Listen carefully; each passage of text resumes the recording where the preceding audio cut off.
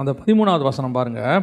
பேதுருவும் யோவானும் பேசுகிற தைரியத்தை அவர்கள் கண்டு. இந்த தைரியம் அப்படிங்கிறது தான் ரொம்ப முக்கியம். எந்த தைரியம் அப்படின்னு கேட்டிங்கன்னா, நம்ம ஊரில் சொல்லுவாங்க அசட்டு தைரியம் அப்படிம்பாங்க.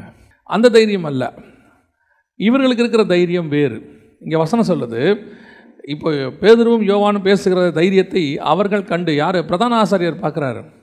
அவர்கள் பார்வையில் இவர்கள் எப்படிப்பட்டவர்கள்னு பின்னாடி இருக்குது.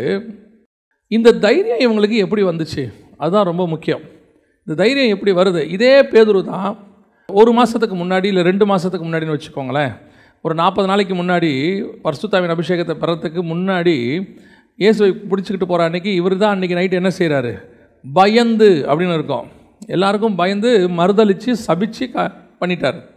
மற்ற கூட இருந்த யோவான் எப்படிப்பட்டவர் அப்படின்னு பார்த்தீங்கன்னு சொன்னால், அந்த ராத்திரியில் கெட்சமனையில் எல்லாரும் ஓடும்போது அவரும் என்ன செஞ்சிட்டார்? ஓடிட்டார். அப்படி இருக்கும்போது இந்த தைரியம் எப்படி வருகிறது? இன்றைக்கி ஆவிக்குரிய வாழ்க்கையில் நமக்கு இல்லாத ஒரு மிக முக்கியமான விஷயம் அதுதான்.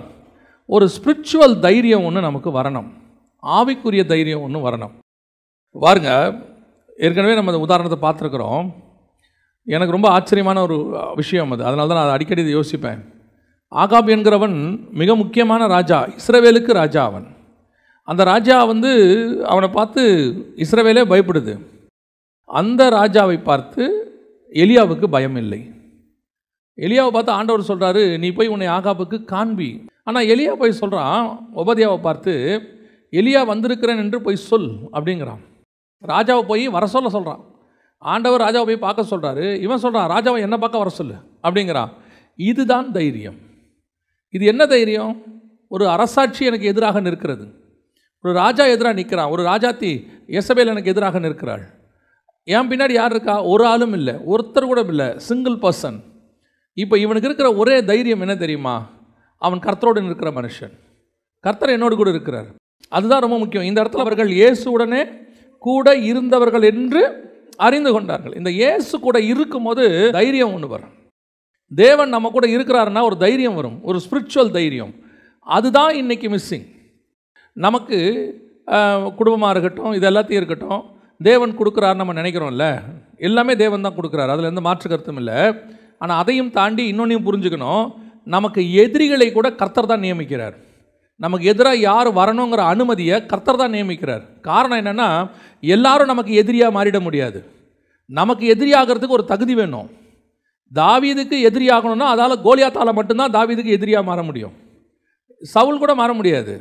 தாவீதுக்கு எதிரியாக மாறணும், கோலியாத்து வரணும், அப்படிப்பட்ட ஒரு ஆள் வரணும். நமக்கு எதிரிகளை கர்த்தர் ஃபிக்ஸ் பண்ணுறார்.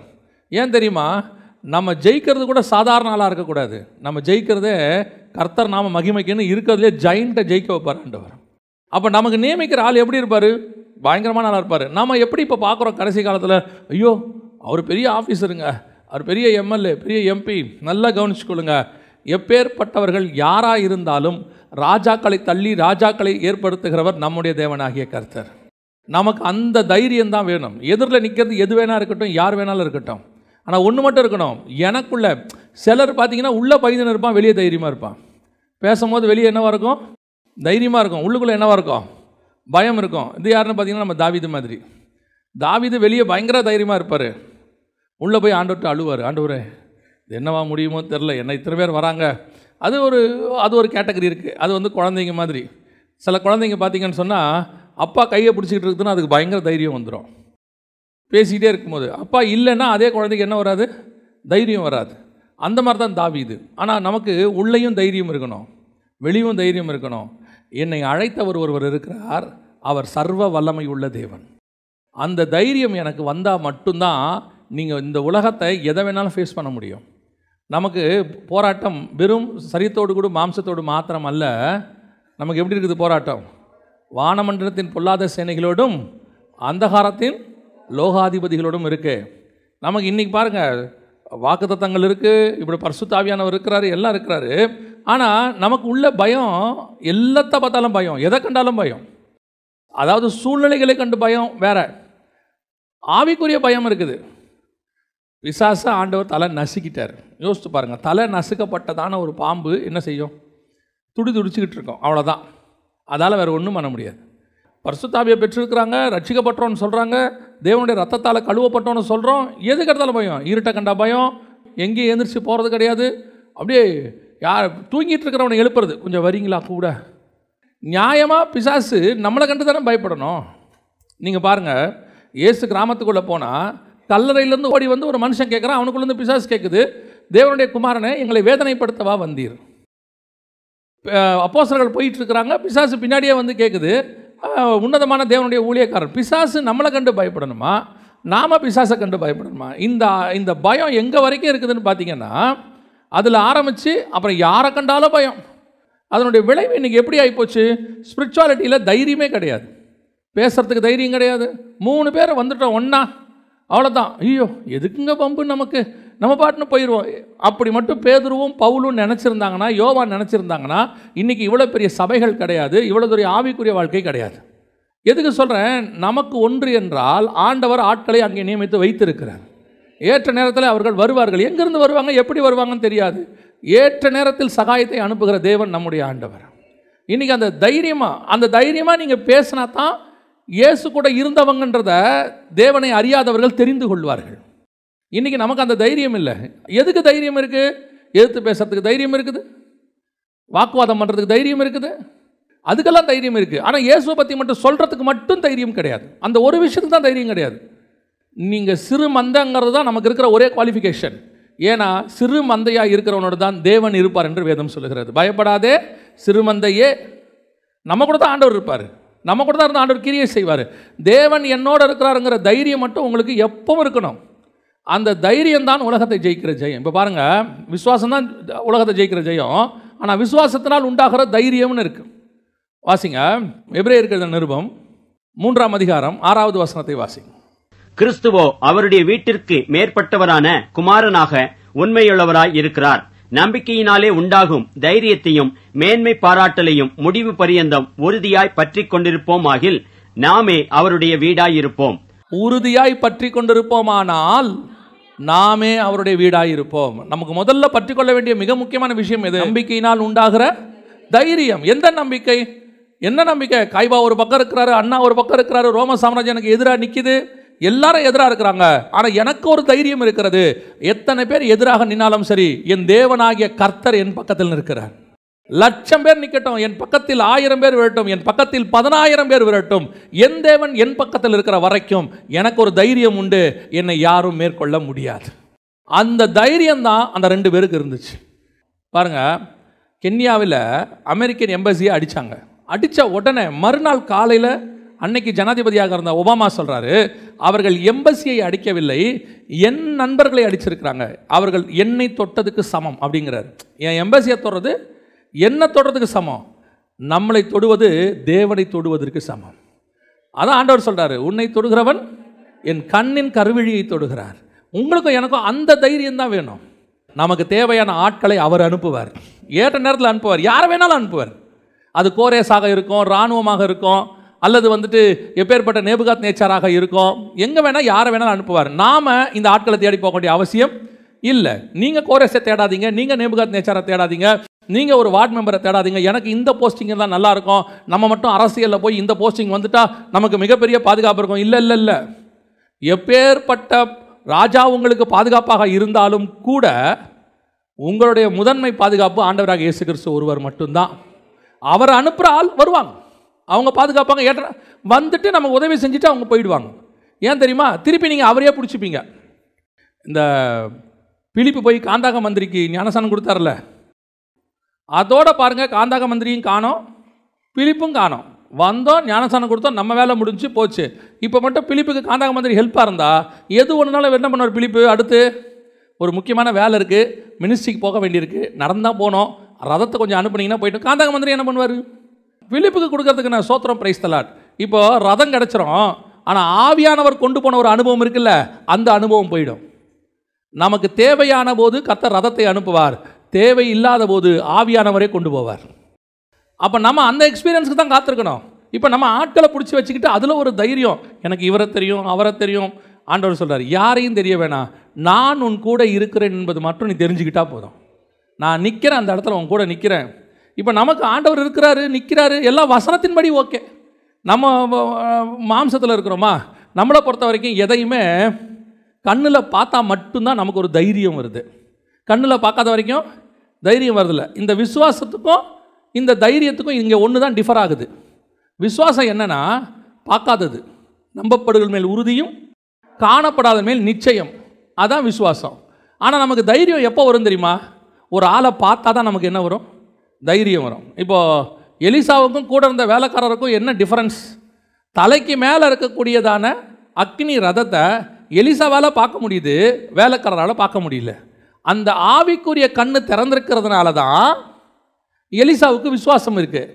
அந்த ஆவிக்குரிய கண்ணு மூடப்பட்டு அதை பார்க்க முடியாத சுச்சுவேஷனில் யார் இருக்கிறா? வேலைக்காரர் இருக்கிறார். அவர் இருக்கிறதுனால அவரால் என்ன செய்ய முடியல? தைரியமாக இருக்க முடியல. அவர் சொல்கிறாரு, ஐயா இவ்வளோ பேர் சூழ்ந்துட்டாங்க ஐயா, என்னையா பண்ண போகிறோம்? எலிசா சொல்கிறாரு, பயப்படாத, அவரோடு இருக்கிறதை பார்க்கிலும் நம்மோடு இருக்கிறவங்க அதிகம். எப்படியா சொல்கிறீங்க? ஆவிக்குரிய கண்ணை திறந்து பாரு, உனக்கு தலைக்கு மேலே இத்தனை அக்னி ரதம் நிற்கிது.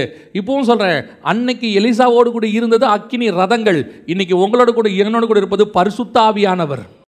அக்னிமயமான நாவுகளை உடைய பரிசுத்த ஆவியானவர் நம்மோடு கூட இருக்கிறார். அவர் சர்வ வல்லமையுள்ள தேவனுடைய ஒரு பகுதி, அவர் நம்ம கூட இருக்கிறார். அப்போ நமக்கு என்ன தைரியம் இருக்கணும்? புரியுதா நான் சொல்கிறது? இந்த தைரியம் எதுக்கு வேணும்? தேவனை பற்றி சொல்கிறதுக்கு வேணும். நீ இருக்க வேண்டிய தைரியம் என்ன தெரியுமா? ராயனுக்கு முன்பாகவும் சரி, காய்பாவுக்கு முன்பாகவும் சரி, எருசலேமிலும் சரி, பாபிலோனிலும் சரி, என்னை குறித்து சாட்சி கொடுப்பதுக்கு உனக்கு தைரியம் இருக்கணும், சொல்கிறதுக்கு தைரியம் இருக்கணும். உங்களை கீழே தள்ளணும்னு ஒருத்தன் நினச்சான்னா அவனுக்கு முன்னாடி உங்களை எழுப்பி மேலே உட்கார வச்சுட்டு தான் கர்த்தர் மறு வேலையே பார்ப்பார். உங்களுக்கு மட்டும் ஒன்று இருக்கணும், நான் என் தேவனாகிய கர்த்தரை கொடுத்து சாட்சி கொடுப்பதற்கு நான் தைரியமாய் நிற்பேன். இந்த தைரியத்தை தான் அவர்கள் பார்க்குறார்கள். இப்போ பாருங்கள், நியாயமாக காய்பாவை பார்த்த உடனே, அண்ணாவை பார்த்த உடனே, பிரதான ஆசாரியனெல்லாம் பார்த்த உடனே நமக்கு ஆட்டோமேட்டிக்காக அந்த போஸ்டிங்கை பார்த்தோன்னா நமக்கு ஒரு பயம் வரும்ல, ஒரு மரியாதை கொடுக்கணும்னு. அதானே உண்மை. ஆனால் இவனுக்கு என்ன வந்துருச்சு? இப்படி தைரியம் வந்த உடனே நம்ம என்ன நினைப்போம் தெரியுமா? சுற்றி இருக்கிற நம்மால், இந்த பயலுக்கு தைரியத்தை பாருங்கள், பிரதான ஆசாரியர் உட்காந்துருக்கிறாரு, இவன் பேசிக்கிட்டு இருக்கிறான், ஒரு மரியாதை கொடுக்கறதில்ல அப்படின்னு நம்ம சொல்லுவோம்ல. ஆனால் ரியாக்ஷன் எப்படி இருக்குன்னா, இவன் அப்படி பேசுனது தான் அவர்களுக்கே ஆச்சரியத்தை உண்டு பண்ணுது. என்னடா நம்ம எதிரிலேயே ஒருத்தன் இவ்வளோ தைரியமாக பேசுகிறானே, அப்போ இவனுக்கு எப்படி இந்த தைரியம் வந்திருக்கும்? அதுதான் கொஸ்டின் மார்க். இந்த கேள்வியை தான் கர்த்தர் போட்டு விட்டுருவார். நாம் என்ன நினைப்போம்? அவங்களுக்கு எதிராக தைரியமாக பேசினா அவங்க நம்மளை என்ன செஞ்சுருவாங்க? இவ்வளோ தைரியமாக பேசுகிறான், இவனை நிச்சயமாக இவனை என்ன செஞ்சுருவாங்க? ஏதாவது ஒன்று பண்ணத்தான் போகிறாங்க. எதுக்குங்க? ஏதோ வாயை மூடிக்கிட்டு அமைதியாக சரி சரி சரின்ட்டு போயிடணும். ஏதாவது பிரச்சனை வந்துச்சா என்ன பண்ணிடு? ஆமாங்கய்யா, எம்எல் தாங்கய்யா குட்டுறோம், ஐயா மன்னிச்சிருங்கய்யா, விட்டுருங்கய்யா, நாங்கள் இனிமேல் செய்ய மாட்டேங்கய்யா, இந்த மாதிரி எலியா சொன்னால் என்ன ஆகும்? அங்கே அப்படி போக முடியாது பாருங்கள். அங்கே நான் பேசித்தான் ஆகணும். கர்த்தருக்கு முன்பாக நிற்கிற நான் சொல்லித்தான் ஆகணும். உலகம் என்ன சொல்லி கொடுக்குது? எந்த வம்பு தும்புக்கும் போக வேண்டாம். ஆனால் கர்த்தருக்கான வைராக்கியத்தை பாராட்டித்தான் ஆக வேண்டும். கர்த்தருக்காக நிற்கத்தான் வேணும். ஆமாங்கய்யா சொல்ல வேண்டிய இடத்துல ஆமாங்கய்யா சொல்லணும், முடியாதுயான்னு சொல்கிற இடத்துல முடியாதுன்னு தான் ஏன் சொல்லணும். சிலையை வணங்குறியா? முடியாதுன்னு தான் சொல்ல முடியும், ஆமாங்கய்யான்னு போக முடியாது. அந்த தைரியத்தை தான் கர்த்தர் உங்கள்கிட்ட எங்கிட்ட எதிர்பார்க்கிறார். நீங்கள் நானும் தைரியமாக பேசினா உலகம் சொல்லும், அப்படிலாம் பேசாத, தண்டனை அதிகமாயிரும், உன்னை தூக்கி நெருப்பில் போட்டுருவாங்க. பைபிள் சொல்லுது, நீ தைரியமாக ஆமான்னு சொல்லு, நெருப்புக்கு நடுவில் உன்னை காப்பாற்றி ராஜாவையே முகங்குப்புற விழ வைக்கிற தேவன் ஒருவர் என்னோடு கூட இருக்கிறார். அதுதான் கர்த்தர் நமக்கு கொடுக்குற தைரியம். ஸ்பிரிச்சுவல் தைரியம் சொல்கிறேன், மற்ற அசட்டு தைரியத்தை சொல்லலை, ஸ்பிரிச்சுவல் தைரியம். அந்த தைரியத்தை கர்த்தர் எதிர்பார்க்கிறார். இப்பொழுது அந்த வசனத்தை திருப்பி வாசிங்க. 4ஆம் அதிகாரம் 13ஆம் வசனம்.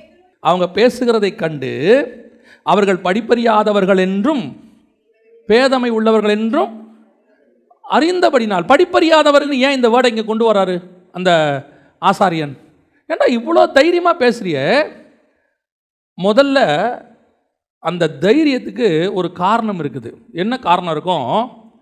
நீ படித்தவனாக இருந்தால் உனக்கு என்ன இருக்கும்? ஒரு தைரியம் இருக்கும்.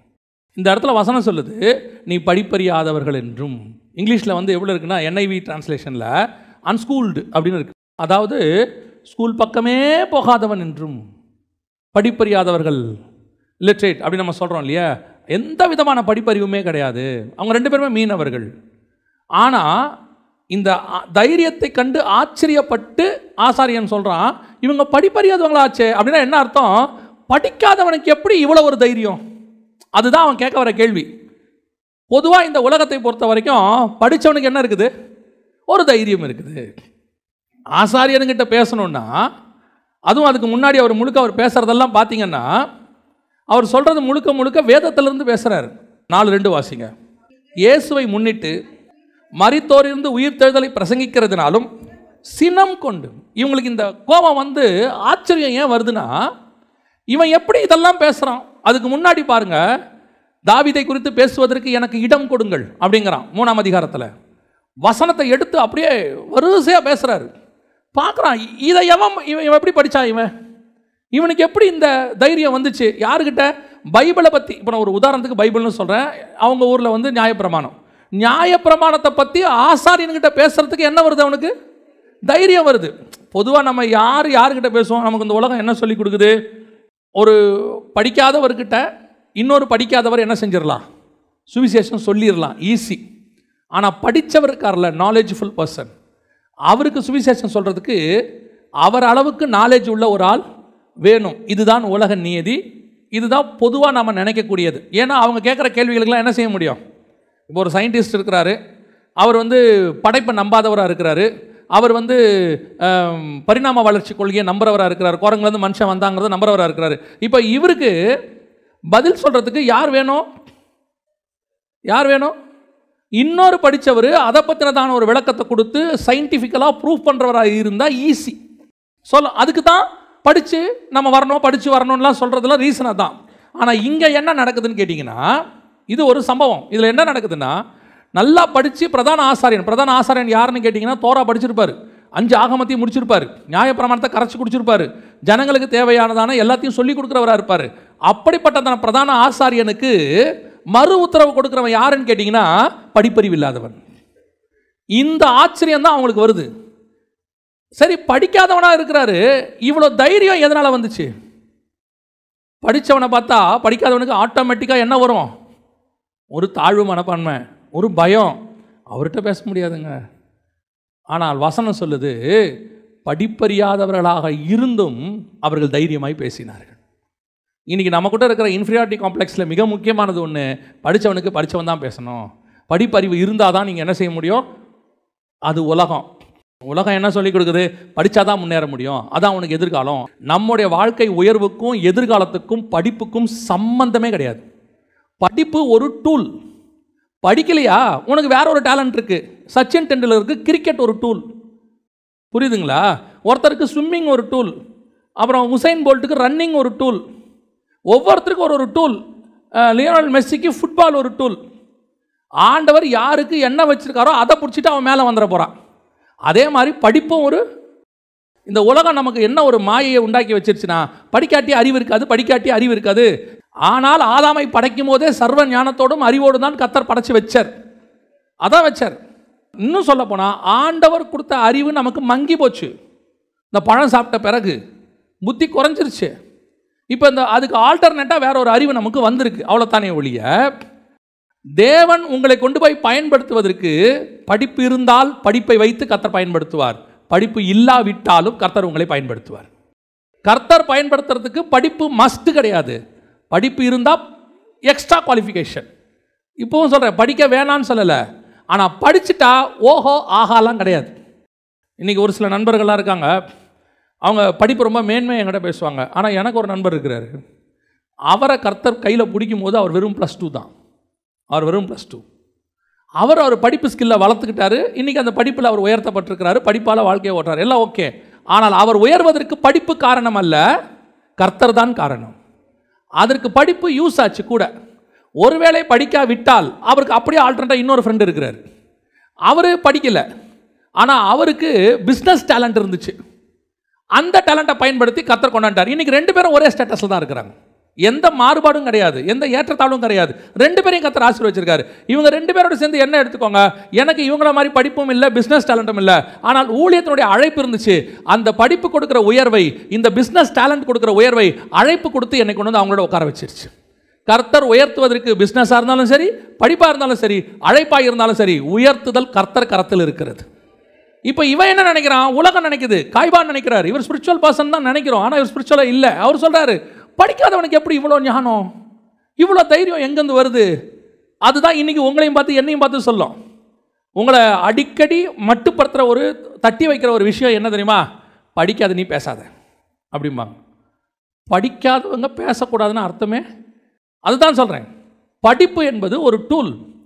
ஆனால் கர்த்தருக்கான வைராக்கியம், தைரியம் என்பது படிப்பை பேஸ் பண்ணது அல்ல, அது ஆவியை பேஸ் பண்ணது, உங்களுக்குள்ள இருக்கிற ஸ்பிரிச்சுவாலிட்டியை பேஸ் பண்ணது. யோசித்து பாருங்கள். இப்போ உடனே எல்லாரும் எல்லாம் சொல்லுவாங்க, பவுல் படித்தார், அதனால தான் அவர் இவ்வளோ புக்கு எழுதினார். பவுல் படித்ததுனால இவ்வளோ புக்கு எழுதலை. அப்படி பவுல் படித்ததுனால இவ்வளோ புக்கு எழுதியிருந்தா பவுலோட நிறைய புக்கு கமாலியல் எழுதியிருக்கணும். ஏன்னா பவுலே யார்கிட்ட போய் தான் படித்தார்? கமாலியல்கிட்ட படித்தார். அப்போ பவுலை விட புக்கு அதிகமாக யார் எழுதணும்? கமாலியல் எழுதணும். சரி, அதை விட்டுருங்க. மோசே எடுத்துக்கோங்க. 7:22 வாசிங்க. சகல சாஸ்திரங்களிலும் கற்பிக்கப்பட்டு வாக்கிலும் செய்கையிலும் வல்லவனானான். நல்லா படிச்சிட்டார். எகிப்தினுடைய சகல சாஸ்திரம்னா நம்ம சொல்லக்கூடியதான எல்லா காரியங்கள் படித்து முடிச்சுட்டு வாக்கிலும் நல்லா பேசுவார், செய்கையிலும். சிலருக்கு நல்லா செய்வாங்க, பேச தெரியாது. சிலர் பார்த்தீங்கன்னா நல்லா பேசும். சிலர் சொல்லுவாங்க பார்த்தீங்களா, பேச்சு தாண்டா அவங்ககிட்ட, ஒன்றும் செய்கையில் ஒன்றுத்தையும் காணும். நல்லா பேசும், செய்கை இருக்காது. ஆனால் இவன் அப்படி இல்லை, நல்லாவும் படிச்சிருக்கான், நல்லாவும் பேசுவான், நல்லாவும் வேலையும் செய்வான், எல்லாத்துலேயும் தி பெஸ்ட். ஆனால் இவனை கூட்டிகிட்டு போய் 40 வருஷம் ஆடு மேய்க்க வைக்க வேண்டி இருக்குது. எதுக்காக ஆடு மேய்க்க வைக்கணும்? இப்போது எந்த வேலையும் தெரியாதுங்க எனக்கு. என்னப்பா தெரியும்? இந்த ஆடு மேய்க்க தெரியும். கும்ப அழகாக அங்கே தொட்டி இங்கே தொட்டி இவங்கள ஒரு ஆட்டை எப்படி மேய்க்கணும்னு என்ன கேளுங்க. ஏப்பா, நீ எகிப்தின் கலைகளிலே வாக்கிலே ராமசேஸ்க்கு ஊரை கட்டினிய, நீ கட்டடக்கலையில் அதை முழுசும் மறந்து போச்சுங்க. மில்லிமீட்டர் டெசிமீட்டர் கூட ஞாபகத்தில் இல்லைங்க. மூலக்கல் எப்படி வைக்கிறதுன்னு தெரியாது. ஏன்? நீ அந்த எகிப்தில் கட்டுற கட்டடக்கலையை மறந்தால் மட்டும்தான் ஆசாரிப்பு கூடாரத்தை கட்டுறதுக்கு உன்னை நான் பயன்படுத்த முடியும். இல்லைன்னா ஆசாரிப்பு கூடாரத்தில் எகிப்தோடைய மெஷர்மெண்ட்டை கொண்டாந்துருவே. நீ பயங்கரமான வாக்கில் வல்லவர். சரி, இப்போ நீ பார்வோன்ட்ட போய் பேசணுமே, நீ தான் ஏற்ற ஆள். அப்படியா? எதனால் ஏற்ற ஆள்? நீ எகிப்தின் கலைகளிலே வாக்கிலே வல்லவன், சாஸ்திரங்கள் சட்டத்திட்டங்கள்லாம் படிச்சிருக்கார், லா புக்கெல்லாம் படிச்சிருக்கார், தி பெஸ்ட். அப்படின்னா எகிப்தில் போய் பேசுறதுக்கு நீ தான் பெஸ்ட் ஆள் அப்படின்னு செலக்ட் பண்ணிங்களா? இல்லை, ஒரு 40 வருஷம் வெயிட் பண்ணுவோம். ஏன்? திக்குவாயும் மந்தனாவுமா மாறட்டும். ஏன்? எனக்கு தேவை எகிப்து லா பேசுகிற ஆள் இல்லை, எங்கிட்ட ஒரு லா இருக்குது, நியாயப்பிரமாணம், அதை பேசுறதுக்கு ஒரு ஆள் எனக்கு வேணும். எகிப்தில் பார்வோன்ட்ட பேசுறதுக்கு எவனை வேணாலும் என்னால் யூஸ் பண்ண முடியும். ஆனால் நியாயப்பிரமாணத்தை கொடுக்கணும்னா அதுக்கு மோசே தான் வரணும். கர்த்தர் 40 வருஷம் வெயிட் பண்ண வச்சது எதுக்காக? எகிப்தில் மட்டும் கொண்டு போய் பார்வோனுக்கு முன்னாடி வாதையை செஞ்சு 10 வாதைகளை செஞ்சு செங்கடலை பிளந்து கூட்டு வரதுக்கா? அது ஒரு ப்ராசஸ். அது அன்னைக்கே முடிஞ்சிருச்சு, அது அன்னையோட முடிஞ்ச ஒரு வேலை. ஆனால் எதுக்கு தெரியுமா கூட்டு போனார் உன்னை? அடுத்த 2000 வருஷம் இஸ்ரவேல் ஜனங்களை காப்பாற்றுகிற நியாய பிரமாணத்தை உன் மூலம் கொண்டு வரணும். நீ நியாய பிரமாணத்தை படிக்கணும்னா எகிப்து பிரமாணத்தை மறக்கணும். நீ இஸ்ரவேல் ஜனங்களோட பேசணும்னா எகிப்தில் பேசினதை மறக்கணும். நீ ஆசாரிப்பு கூடாரத்தை கட்டணும்னா எகிப்தில் படித்ததை மறக்கணும். உன்னுடைய உலக பிரகாரமான அறிவை எப்போ நீ ஒன்றும் இல்லைன்னு ஆகுதோ, படிப்பறிவு இல்லாதவர்கள்ன்ற இடத்துக்கு வர்றீங்களோ, அப்போ தான் உங்களை எடுத்து ஸ்பிரிச்சுவலி பயன்படுத்த முடியும். இன்றைக்கி என்ன ஆகுது? சிலர் சொல்கிறாங்க, நாங்கள் படித்ததை ஆண்டவருக்கு யூஸ் பண்ணுறோம், we are using in the spiritual ministryல யூஸ் பண்ணுறோம் அப்படின்றாங்க. தேவைப்பட்டால் கர்த்தர் அதை பயன்படுத்தி கொள்ளுவார். தேவைப்படுமா? கோலியாத்தின் பட்டயத்தை எடுத்து நாங்கள் கோலியாத்தை ஜெயிக்கிறதுக்கு யூஸ் பண்ணுவோம். தேவைப்படலையா? கூழாங்கல்லே போதும், நாங்கள் எடுத்து அடித்து முடிச்சுட்டு போயிடுவோம். தேவைப்பட்டால் யோசுவாவை வைத்து எரிகோவை இடித்து ஆயிப்பட்டத்தை க்ளோஸ் பண்ணுவோம். தேவைப்படலையா? நீ சுற்றி மட்டும் வா, கோட்டையை இடித்து தள்ளுறதுக்கு கர்த்தரால் முடியும். கர்த்தரால் சர்வ வல்லமை உள்ள தேவன். நம்ம ஞானத்தால் தான் மினிஸ்ட்ரி நடக்குது, நம்ம ஞானத்தால் தான் குடும்பம் நடக்குது. என்னுடைய அறிவை யூஸ் பண்ணி அப்படியே பிஸ்னஸில் சிலர்லாம் பார்த்தீங்கன்னா ஆரம்பிக்கிற அன்றைக்கி தான் ஆண்டவருக்கு இடம் கொடுத்துருப்பாங்க. ஆஃபீஸில் ஜெபத்தோடு ஆரம்பிச்சிருப்பாங்க, அதுக்கப்புறம் அந்த ஆஃபீஸுக்கும் ஆண்டவருக்கும் சம்மந்தமே இருக்காது. சில ஆட்கள் அப்படி இருக்கு, காணாமலே போயிடும். கிருபை ஆஃபீஸ் முழுக்க ஓடுறது, கிருபையில் ஓடுது. பிஸ்னஸ் கர்த்தரால் நடக்குது. நம்மளுடைய படிப்பறிவு அல்ல, கர்த்தருடைய கரமே நம்ம எடுத்து பயன்படுத்தி கொண்டிருக்கு. அதுக்கு படிக்க வேணான்னு அவசியம் இல்லை. திருப்பி இப்படி போயிடாதீங்க. எதை ஒன்றுமே நீங்கள் டிபெண்ட் பண்ணாதீங்க. இதனால தான் நான் மேலே வரேன், இது எங்கிட்ட இருக்குது, இது ஒன்று போதும், இதை வச்சுக்கிட்டு நான் மேலே வந்துடுவேன். ஆண்டவர் சொல்றார், எதை வச்சுக்கிட்டு நீ மேலே வர முடியாது. இயேசு கிறிஸ்து ஒருத்தரால் மட்டும்தான் நீ மேலே வர முடியும். அவ்வளோதான். நம்மக்கிட்ட இருக்கிற எது ஒன்றுமே ஒரு நாள் எக்ஸ்பைர்ட் ஆகும். எக்ஸ்பைர்டே ஆகாமல் எட்டர்னல் எதுனா நம்ம கூட இருக்கிற ஆண்டவர் மட்டும்தான். அவருக்கு எக்ஸ்பைர்டே கிடையாது. சார் ஒன்று மட்டும் நினச்சிக்கோங்க, இந்த இதில் நான் ரொம்ப ஸ்கில்லு, இந்த இதில் நான் இது அப்படின்னு சொல்லி நம்முடைய அறிவு, இந்த படிப்பறிவு மட்டும் இல்லை, உலக அறிவு கூட நான் சேர்த்தே சொல்கிறேன், எது ஒன்றுமே அதை வச்சு உங்களுக்கு ஒரு தைரியம் வருதுன்னு வச்சுக்கோங்களேன், இது ஒன்று போதுங்க, லைஃப்பை நான் ஓட்டிடுவேன், இது ஒன்று போதும், வாழ்க்கையை நான் சமாளிச்சிருவேன். இல்லை, ஆண்டவர் சொல்கிறார், உனக்கு அந்த தைரியம் வரக்கூடாது. எந்த அறிவும் இல்லாத பேதுருவுக்கு ஒரு தைரியம் வந்துச்சு. இல்லை, என்ன தைரியம் தெரியுமா? இப்போ சொல்லுவாங்க, சிலர் கேட்பாங்க, படிக்காமல் இப்படி விட்டுட்டியேடா, எப்படா அவன் லைஃப், எதிர்காலத்தை என்னடா பண்ணுவேன், என்னதான் பண்ண போகிற அப்படிம்பாங்க. அவனுக்கு அது வரல, அவன் என்ன பண்ணுவான்? சில நேரத்தில் நம்ம நினைக்கிறோம், இது இல்லாட்டி எதிர்காலம் அவ்வளோதான், க்ளோஸ், முடிஞ்சிருச்சு. இல்லை, ஏன்னா நம்ம தைரியம் படிப்பு மேலே இருக்குது, நம்ம தைரியம் டேலண்ட் மேலே இருக்குது, நம்ம தைரியம் கர்த்தர் மேலே இருக்கணும். அதுதான் காய்பாவுக்கு புரியவே இல்லை, அந்த காரியமே புரியல. படிக்காத எவனுக்கு இப்படி ஒரு தைரியம் வந்துச்சு. ரெண்டாவது என்ன சொல்கிறான்? படிப்பறி இல்லாதவர்கள் என்றும் பேதமை உள்ளவர்கள் என்றும். பேதமைனா என்ன தெரியுமா? இக்னோரண்ட். பேதமைனா இக்னோரண்ட், அதாவது அற்பமாய் எண்ணப்பட்டவர்கள், எதுக்குமே லாய்க்கு இல்லாதவன் அப்படின்னு சொல்கிறோம்ல, இவன்லாம் ஒரு ஆள், இவங்ககிட்டலாம் நீங்கள் பேசிக்கிட்டு இருக்கிறீங்க அப்படிம்பாங்க. சில நேரத்தில் கர்த்தர் என்ன பண்ணிடுவார் தெரியுமா? உங்களை யார் இக்னோர் பண்ணுறாங்களோ, அந்த இக்னோர் பண்ணுற ஆள் இருக்குல்ல, அவன் கண்ணுக்கு முன்னாடி உங்களை ஒரு உயர்த்தி கொண்டு உட்கார வைப்பார் பாருங்க. அவன் அப்படியே ஆச்சரியப்படுவான், எப்படி இவன் மேலே வந்தான், எப்படி இவனுக்கு இந்த தைரியம். இப்போ பாருங்கள், நமக்கு தெரிஞ்ச சம்பவம் தான். தாவீது வீட்டில் 7 பேர் இருக்கிறாங்க. இந்த 7 பேரில் எல்லாருமே இராணுவத்துக்கு போகிறவங்க தான் போல். சாமுவேல் போன உடனே எல்லாரையும் வரிசையை நிற்க வச்சுட்டாங்க. நிற்க வச்ச உடனே முதல் பையனை பார்த்த உடனே சாமுவேலே டிசைட் பண்ணிட்டார், இவன் தான் ராஜா. ஆள் எப்படி இருக்கிறான்? பயங்கர ஸ்டவுட்டாக இருக்கிறான், கம்பீரமாக இருக்கிறான். அதில் சொல்லுவார், இவன் தானாக்கும் அப்படிம்பார். கர்த்தரால் அபிஷேகம் பண்ணப்படுகிறவன் இவன் தானாக்கும் அப்படின்ட்டு அபிஷேகம் பண்ணவே போயிட்டார். இவ்வளோ முடிஞ்சிருச்சு, 7 பேர் இல்லை. இப்போ கர்த்தருடைய திட்டம் யார் மேலே இருக்குது? தாவீது மேலே இருக்குது. தாவீது எங்கே இருக்கிறான்? வனாந்தரத்தில் இருக்கான். நம்ம எல்லாருக்கும் தெரியும்.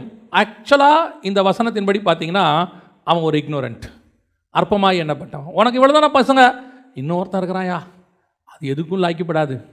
என்ன லாய்க்கப்படாது? இவங்கெல்லாம் சின்ன வயசுலேயே யுத்தத்துக்கு பழக்கிட்டாங்கய்யா, இவங்கெல்லாம் நல்லா படித்தாங்கய்யா, இராணுவத்தில் போய் ஒர்க் பண்ணுறாங்கய்யா, மிலிட்ரியில் இருக்கிறாங்கய்யா, இவங்க எல்லாம் ஓகே.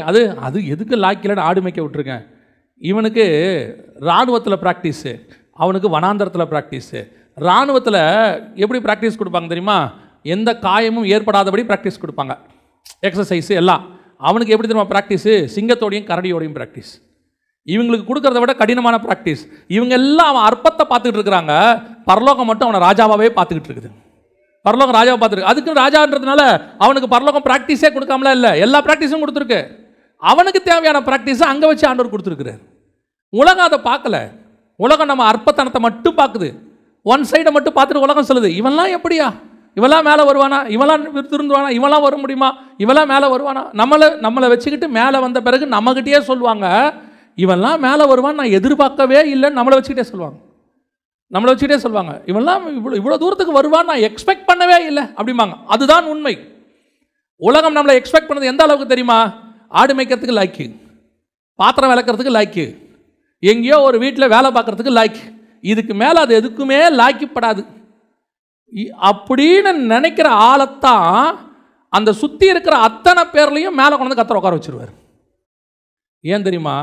இவங்க எல்லாரும் அழகாக இருக்கிற ராகேலை பார்த்துக்கிட்டே இருந்தாங்க. பரலோகம் அற்பமாய் எண்ணப்பட்ட லேயாளைத்தான் பார்த்து கொண்டு இருந்தது. எல்லாம் அவகிட்ட இருக்கிற குறைய மட்டும், கண்ணை மட்டும் பார்க்குறாங்க. ஆனால் அவளுக்கு ஒரு இருதயம் இருந்துச்சு பார்த்தீங்களா, அதை பரலோகம் பார்த்துச்சு. நான் லேயாலை பற்றி ரொம்ப யோசிப்பேன். அந்த அம்மா மாதிரி ஒரு லைஃப் உலகத்தில் யாருக்குமே வரக்கூடாது. திடீர்னு கூப்பிட்டு அப்பங்காரன் சொல்கிறான்.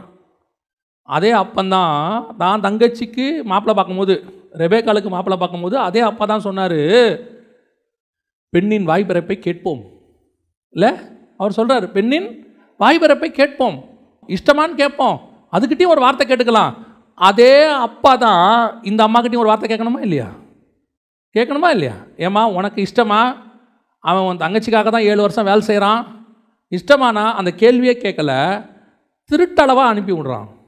அப்போ லேயாளுடைய மனசு எப்படி இருந்திருக்கும் பாருங்க. அற்பமாய் எண்ணப்பட்டாள் என்று கர்த்தர் கண்டு அவளை கற்பம் தரிக்கும்படி செய்தார். நம்ம இக்னோரண்ட்னு எப்போ இந்த உலகம் சொல்லுதோ அப்போ தான் கர்த்தர் சொல்லுவார், யூ ஆர் செலக்டட். அப்படி ஆண்டவர் செஞ்சுருவார். கடைசியில் தாவீதோடைய இராணுவத்தில் தான் அண்ணங்கள்லாம் வேலை செய்யணும். கடைசியில் யோசேப்பு கிட்ட தான் எல்லாரும் வந்து அரிசிக்கு நிற்கணும். கோதுமைக்கு நிற்கணும், அதை கர்த்தரே செய்வார். அற்பமாக எண்ணப்பட்டவர்கள், ஆனால் அற்பமாக எண்ணப்பட்ட உனக்கு ஒரு தைரியம் இருக்கணும். இவங்க என்னை அற்பமாக நினைக்கிட்டோம், ஆனால் என்னை அற்புதமாய் நினைக்கிற ஒருத்தர் இருக்கிறார். அவங்கள அழகாக செஞ்ச ஆண்டவர் தான் என்னை அற்பமாக செஞ்சார். ஏன் அற்பமாக செஞ்சார் தெரியுமா? இந்த அற்பத்தையே நான் எப்படி அதிசயமாய் மாத்திரேன் பாருன்றதுக்கு தான் கர்த்தர் உன்னை என்னையும் அற்பமாக செஞ்சார். ஏன் நீங்கள் பைபிளில் எடுத்து பாருங்களேன், இந்த ஜியோனாலஜி ஒன்று இருக்கும், 1ஆம் அதிகாரம் மத்தேயு எழுதின சுவிசேஷம் இருக்கும் பாருங்களேன். அதில் இருக்கிறவனுடைய வாழ்க்கை வரலாறுலாம் பாருங்கள், மேக்சிமம் சரியாக இருக்காது. இன்றைக்கி உலகம் எதெல்லாம் அருவருப்புங்குதோ, எவனெல்லாம் உலகம் தள்ளி வைக்குதோ, அப்படிப்பட்ட குடும்பத்திலேருந்து ஆண்டவர் ஆளை செலக்ட் பண்ணிகிட்டே வந்திருப்பார். நீங்கள் எடுத்துக்கொள்ளுங்கள், ரூத்தோடைய ஹிஸ்ட்ரி எடுத்துக்கொள்ளுங்கள். ரூத் எப்படிப்பட்ட ஒரு ஆள்? மோவாபிய ஸ்திரீ. தாமாருக்கு எப்படி பிள்ளை பிறந்துச்சு? ராகாப் எப்படிப்பட்டவங்க? எடுத்துக்கொள்ளுங்க, ஒவ்வொருத்தரையும் எடுத்துக்கொள்ளுங்க. இவங்க எல்லா பிரமாணத்தின்படியாகவும் இருக்கட்டும் சரி, உலக பிரகாரமாக இருக்க சரி, அற்பமாக எண்ணப்பட்டவர்கள். ஆனால் அந்த அற்பமாக எண்ணப்பட்டவர்களுடைய வாழ்க்கையில் தான் கர்த்தர் அற்புதங்களை செஞ்சுக்கிட்டே வருவார். ஆனால் இவங்களுக்கு ஒன்று தோணணும், இதெல்லாம் ஏன் ஆண்டவர் கொடுத்து வச்சிருக்கிறாரு? ஏன் லேயாள் அற்பமாக எண்ணப்பட்டாள்? ஏன் தாமார் இதுக்கப்புறம் வேணாம் அப்படின்னு யூதா ஒதுக்கி வச்சுட்டாரு? ஏன் ரூத்து இந்த ஒரு நிலைமைக்கு ஆளானாங்க? இந்த மாதிரி ஆட்களெல்லாம் எடுத்துக்கிட்டு எதுக்கு பைபிள் கொடுத்து வச்சிருக்கு தெரியுமா? இவங்களெல்லாம் பார்க்கும்போது உங்களுக்கு தெரியணும், இந்த மாதிரி சூழ்நிலைகள் வந்த என்னையும் கர்த்தர் உயர்த்துவதற்கு வல்லமை உள்ளவராக இருக்கிறார். கர்த்தர் என்னை ஒரு நாளும் கைவிடவே மாட்டார். எனக்கு ரொம்ப பிடிச்ச ஒரு ஆள் யாருன்னா இஸ்மவேல். ஏன்னா இஸ்மவேலை பிடிக்குமான்னு கேட்காதீங்க, இஸ்மவேலுக்கு நடந்த சம்பவம் பிடிக்கும். அவன் வியூவில் பாருங்கள், அவனுக்கு அன்றைக்கி ஒரு 15 வயசு 16 வயசு. அவன் வியூவில் 16 வயசு, அம்மாவோட அப்பா துரத்தி விட்டுட்டாரு. அவன் வியூவில் சொல்கிறேன், அப்பா நீதிமான், கர்த்தர் சொன்னாருன்னு செய்கிறார் ஆபிரகாம். அவன் வியூவில் என்ன? எங்கள் அம்மாவோட என்னை என்ன பண்ணி விட்டாங்க? துரத்தி விட்டாங்க. என் வாழ்க்கை என்ன? ஏன் எங்கள் அப்பா துரத்தினார்? அவர் இன்னொரு கல்யாணம் பண்ணிட்டார், இன்னொரு பையன் பிறந்துட்டார், அதனால் என்னை துரத்தி. இவன் பண்ண தப்பு எப்பவுமே நமக்கு தெரியாது. இவன் ஈசாக்கை பரியாசம் பண்ணது எப்பவுமே நம்ம சைடில் இருக்கிற குற்றம் நமக்கு தெரியவே தெரியாது. அடுத்தவன் குற்றவாளின்னு சொல்லிகிட்டு இருப்போம். அந்த வியூவில் நான் உங்களுக்கு சொல்கிறேன், ஈசாக்கை இவன் நினச்சிமா இஸ்மவேல் எங்கள் அப்பா என்னை துரத்தி விட்டார், எங்கள் அம்மாவோட துரத்தி விட்டார், வனாந்தரத்துக்கு நாங்கள் ஓடி போயிட்டோம், வாழ வழி இல்லாமல் இருந்தோம், சாகிற நிலைமைக்கு போயிட்டோம். இன்றைக்கி நம்ம வாழ்க்கையில் அப்படி எத்தனையோ பேர் இருக்கிறாங்க, ட்ராக்கில் விழுந்து சாகிற நிலைமைக்கு போனவங்க இருக்காங்க, பிள்ளையை கையில் வச்சுக்கிட்டு வாழ்க்கையை முடியாமல் வாழ முடியாமல், கணவன் கைவிடப்பட்டு இல்லை கணவன் செத்து போய் கணவன் விரட்டி விட்டு இன்னொரு கல்யாணம் பண்ணிட்டு போயிட்டு குடும்பத்தை எப்படி நடத்துறதுனே தெரியாமல் பேசாமல் இந்த பிள்ளையோட வாழ்கிறத விட சாகிறதே பெட்டர் அப்படின்னு நினச்சி எத்தனையோ தாய் சாகிற இடத்துக்கு போனவங்களாம் இருக்காங்க. அந்த இடத்துல கர்த்தர் அவனை சந்திக்கிறார் பாருங்க. அப்பா வேலை விரட்டப்பட்டவன், வாழ வழி தெரியாதவன், அடுத்த நிமிஷம் சாவு வாசலில் நிற்கிது, சூரிய செடிக்கு கீழே, ஒரு செடிக்கு கீழே இருக்குது. அந்த பெயர் சபாவன் அந்த இடத்துல கர்த்தர் சொல்கிறாரு, பிள்ளையோடு கூட கர்த்தர் இருந்தார். அவன் வளரும்போது கர்த்தர் கூடவே இருந்து அவனை ஆசீர்வதித்து அவனையும் 12 பிரபுக்கள் கொண்டு வந்து, ஈசாக்குக்கு எப்படி 12 சந்ததி வந்துச்சோ அதே மாதிரி இஸ்மவேலுக்கும் 12 சந்ததியை கொடுத்து கர்த்தர் ஆசீர்வதிச்சிட்டார். அந்த தேவன் தான் உன்னோடும் என்னோடும் இருக்கிறார். அற்பமாக எண்ணப்பட்டவங்களுக்குள்ள ஒரு தைரியம் வரணும். இப்போ ஆண்டவர் சொல்கிறார், தைரியமாக இரு, எழுந்துச்சு நின்று பேசு, தைரியமாக பேசு. உன்னை என்ன சொல்லுவாங்க, நீ எல்லாம் ஒரு ஆளாடான்னு கேட்பான், நீ பேச. ஒரு நாள் நீ பேசுகிறத கேட்கறதுக்கு அண்ணாவும் காய்பாவும் உட்கார்ந்துருப்பார்கள். ஒரு நாள் நீ பேசுவதை கேட்கறதுக்கு பெரிய பெரிய ஆட்களை கொண்டு வந்து கர்த்தர் உட்கார வச்சிருப்பார். அதான் கர்த்தர் செய்வது. பைபிளில் எத்தனையோ சாட்சிகள் இருக்குது. இந்த மாதிரி தள்ளப்பட்டவங்க வேணாம். பேதுருவே இயேசுவை பார்த்து அதே வார்த்தை தான் சொல்லுவார். அதே 4ஆம் அதிகாரத்தில் 11வது வசனத்தில் சொல்கிறார் பாருங்களேன், வீடு கட்டுவர்களாகிய உங்களால் அற்பமாய் எண்ணப்பட்ட அவரே மூளைக்கு தலைக்கல்லானார். அற்பமாய் எண்ணப்பட்ட அவர், சர்வ வல்லமை உள்ள தேவனை இஸ்ரவேல் ஜனங்க எப்படி நினைச்சாங்களா? அற்பமா. என்ன அற்பமா? பெரிய அற்புத அடையாளம் செய்கிறாரு, தேவனுடைய குமாரன் சொன்னார், அட்ரா பார்ப்போம், அடிச்சாங்க. துப்புனா பார்ப்போம், துப்புனாங்க. தாடி மயிரை பிடிச்சி இழுத்தாங்க, சங்கிலியில் அட்ரா அடிச்சாங்க. என்ன ஒன்றும் ரியாக்ஷனே இல்லை. அப்போ தூக்கி சிலுவையில் தொங்க விட்டாச்சு. அவர்களை பொறுத்த வரைக்கும் அற்பமான ஒரு மனுஷன் அவர். ஆனால் ஒரு நாள் வந்தது, அவரை கர்த்தர் மூளைக்கு தலைக்கல்லாய் மாற்றினார். அந்த தேவன் தான் இன்னும் நம்மோடு கூட இருக்கிறார். வீடுகளில் அற்பமாக எண்ணப்பட்டோம், சகோதரர்களால் அற்பமாக எண்ணப்பட்டோம், நம்ம சொந்தக்காரங்க மத்தியில் அற்பமாக எண்ணப்பட்டோம். அற்பமாக எண்ணப்பட்டவர்களை கர்த்தர் மூளைக்கு தலைக்கல்லாய் மாற்றுவார்.